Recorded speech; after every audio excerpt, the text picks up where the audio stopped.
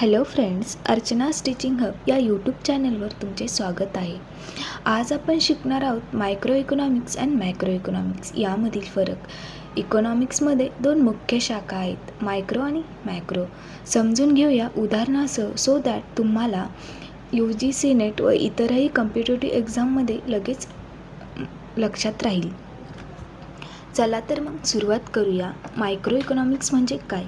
Micro economics म्हणजे छोट्या स्तरावर अर्थशास्त्र. हे शिकवते व्यक्ती, घरगुती फर्म्स आणि बाजारपेठांचे वर्तन. हे फोकस करते individual demand, supply, price determination, cost, profit यावर.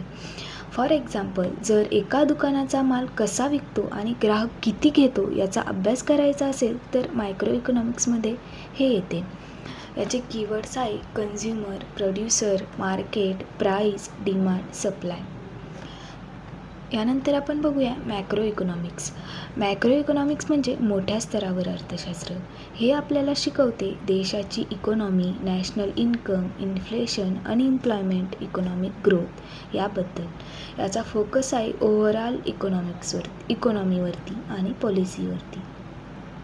फॉर एक्झाम्पल, जर आपण भारताची GDP, इन्फ्लेशन रेट किंवा बेरोजगारी दर किती आहे याचा अभ्यास करतो तर हे मॅक्रो इकॉनॉमिक्समध्ये येते. याचे कीवर्ड्स आहे GDP, inflation, unemployment, fiscal policy, monetary policy.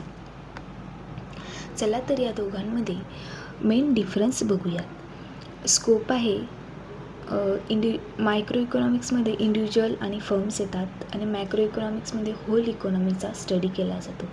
Focus price, demand, supply. Macro इकॉनॉमिक्समध्ये national income, inflation, employment. For example, micro economics price of the rice in a market. Macro इकॉनॉमिक्समध्ये GDP of India. Policy micro इकॉनॉमिक्समध्ये pricing आणि production.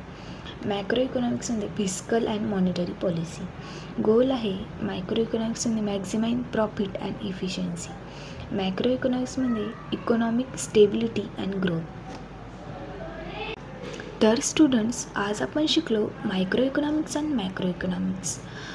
जर तुम्हाला हा video आवडला असेल तर लाईक, शेअर आणि सबस्क्राईब करायला विसरू नका.